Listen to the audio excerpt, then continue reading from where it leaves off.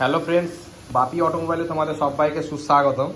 আমার এই মুহূর্তে ডিসকভার 150 BS3 মডেল। তো এর প্রবলেমটা হচ্ছে, দেখো আমি স্টার্ট করছি, তেল মারছি।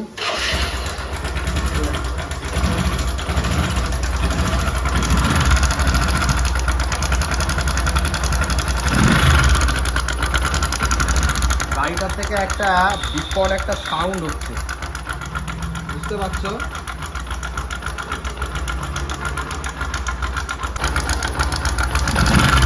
গাড়িটা থেকে একটা সাউন্ড হচ্ছে কিন্তু।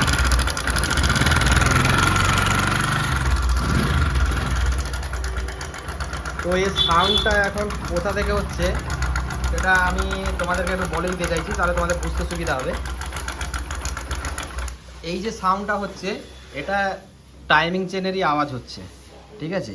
এই ভেতরে টাইমিং চেন আছে, এখান দিয়ে রোটেট হয়, পাশে দুটো প্যাড থাকে, এটা টাইমিং চেন টেনশনার বলে এটাকে। তো গাইস, আমি এখন তোমাদেরকে একটা কথা বলতে চাইছি। তো এই যে আওয়াজটা, প্রথমে আমরা কি করি, এই টাইমিং চেন যে টেনশনার বা অ্যাডজাস্টার এটাকে বলা হয়, তো অ্যাডজাস্টারটা এখান দিয়ে আমরা স্ক্রু দিয়ে একটু টাইট ঢিলে করলে আওয়াজটা গায়েব হয়ে যায়। তো আবার কিছুক্ষণের মধ্যে যদি এই জিনিসটা যদি খারাপ হয়, তাহলে কিছুক্ষণের মধ্যে আওয়াজটা চলে আসবে। আর যদি এটা ভালো থাকে তাহলে আওয়াজটা আসবে না। আর ভেতরে যদি টাইমিং চেন আর টাইমিং চেন প্যাডটাও যদি খারাপ হয়ে যায়, প্লাস চেনটা যদি বড় হয়ে যায় ঘুরতে ঘুরতে, তখন কিন্তু এটা টাইট করলেও কোনো রকমভাবে সাকসেস হয় না। তখন পুরো টোটাল কিটটাই ফেলতে হবে, পুরো টোটাল সেটটাকে ফেলতে হবে। সেটটাকে না ফেললে সমস্যাটা দূর হবে না। তো আমি এখন উপর থেকে এই জিনিসটাকে আমি চেঞ্জ করে দেখব, বা এটাকে খুলে আগে দেখব যে এই জিনিসটা আগে ঠিক আছে বা ভুল আছে, সেটা আমি দেখব। কিন্তু তার আগে আমি একটা জিনিস দেখিয়ে দিতে চাইছি, যে এটাকে টাইট করলে আদৌ এই আওয়াজটা যাচ্ছে কি আওয়াজটা থাকছে পুরো, সেটা আমি তোমাদেরকে দেখাবো। তো চলো ভিডিওর সঙ্গে জুড়ে থাকো। আমি গাড়িটাকে স্টার্ট করছি, দেখো আওয়াজ হচ্ছে। আমি একটা পিন দিয়ে এটা টাইট করবো।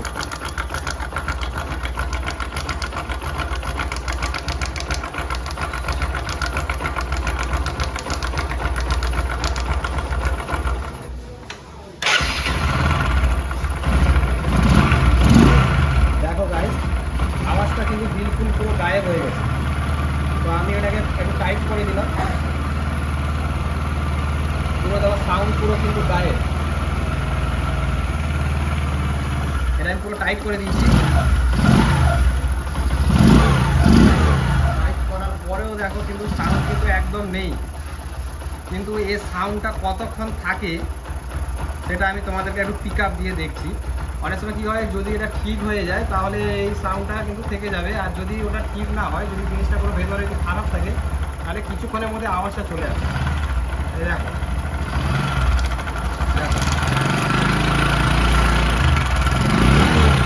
সেম আওয়াজ আবার চলে এসেছে। তো এখন আমি এই জিনিসটাকে খুলে আমি দেখাবো তোমাদেরকে যে এই জিনিসটা কোনো প্রবলেম হয়েছে কি হয়নি, সেটা আমি দেখাচ্ছি। এখন গাড়িটা অফ করে দিলাম। এবার আমি এই দুটো নাট এখানে আছে, দুটো 8 নম্বর নাট হয়, দুটো 8 নম্বর নাট আমি ঢিলে করে নিচ্ছি।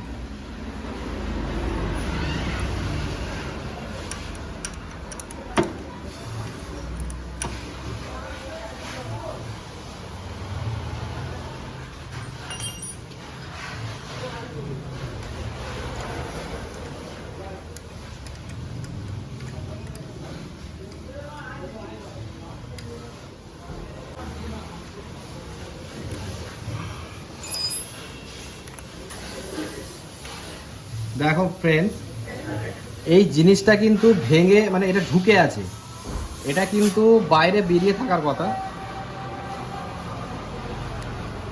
দেখো, এটা এরকম বাইরে বেরিয়ে থাকবে,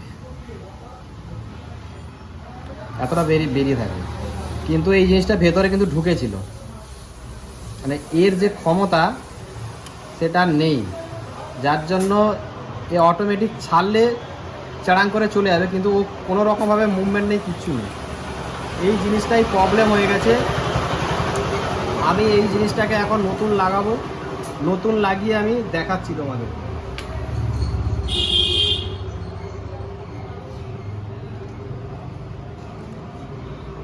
আমি একটা নতুন নিয়ে এসেছি টাইমিং চেন অ্যাডজাস্টার। এটা কিন্তু পুরনো ছিল, এটা নতুন।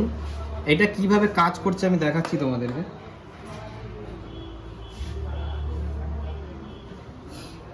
দেখো আমি এটাকে টাইট করলে কিন্তু ঢুকে যাবে এটা। এই দেখো এটা প্রচুর টাইট আছে, মানে যেহেতু নতুন জিনিসটা ভালো আছে। দেখো এটাকে আমি টাইট করছি, যে এটা ঢুকে যাচ্ছে, এটা ঢুকে গেল। এবার আমি যদি এটা ছেড়ে দিই, এই দেখো অটোমেটিক এটা বেরিয়ে যাচ্ছে।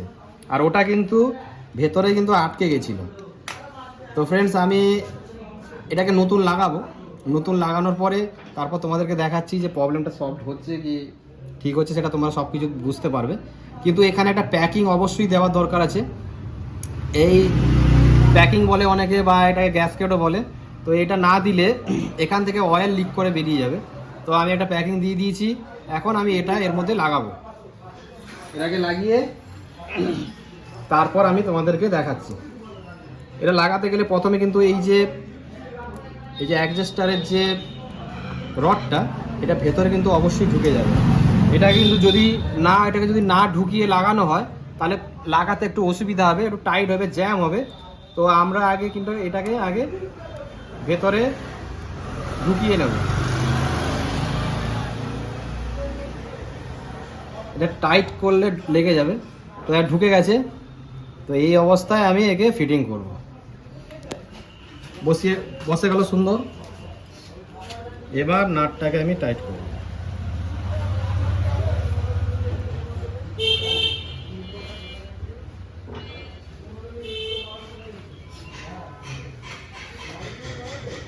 দুটো নাট টাইট করে নিচ্ছি।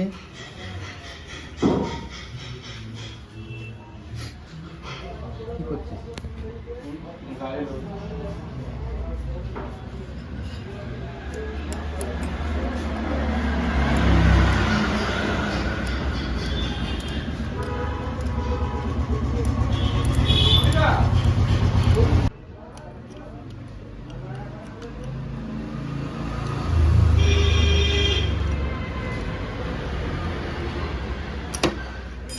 টাইট করে নিলাম।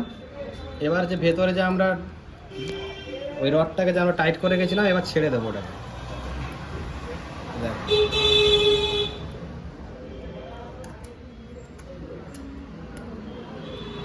ছেড়ে দিয়েছি।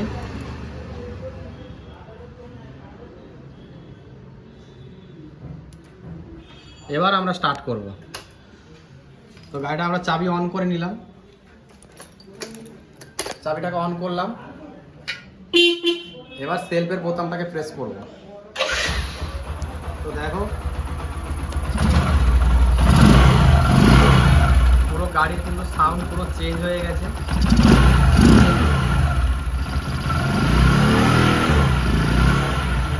এবার আমরা কিছুক্ষণ গাড়িটাকে একটু স্টার্ট করে রাখবো এবং পিক আপ দিয়ে দেখবো।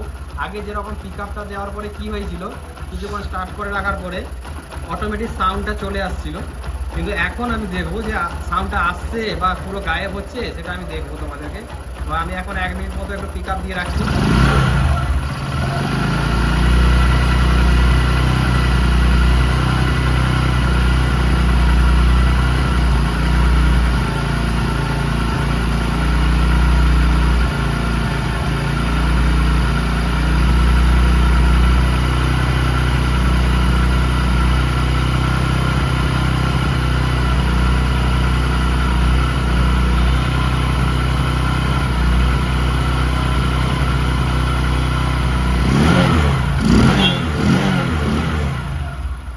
ফ্রেন্ডস দেখতে পাচ্ছ কিন্তু এখনো আওয়াজটা কিন্তু আসেনি। তো প্রবলেমটা কিন্তু পুরো সলভ হয়েছে। তো এখানে যেভাবে আমি কাজটা করলাম, বা যে প্রবলেমটা এসেছিল গাড়িটার মধ্যে, যেটা আমি পুরো সলভ করলাম। তো তোমরা দেখতে পেলে কিভাবে আমি এই গাড়ির যে সমস্যাটাকে সমাধান করলাম। তো তোমাদের যদি ভিডিওটা যদি ভালো লেগে থাকে তো অবশ্যই ভিডিওটাকে লাইক করবে, শেয়ার করবে, আর সাবস্ক্রাইব করতে ভুলবে না কিন্তু। আর পাশে থাকা বেল আইকনটা অতি অবশ্যই প্রেস করো। আর এই বলে আমি আজকে এখানে ভিডিওটাকে সমাপ্তি করছি। তো তোমরা সবাই ভালো থাকবে। জয় হিন্দ, টাটা।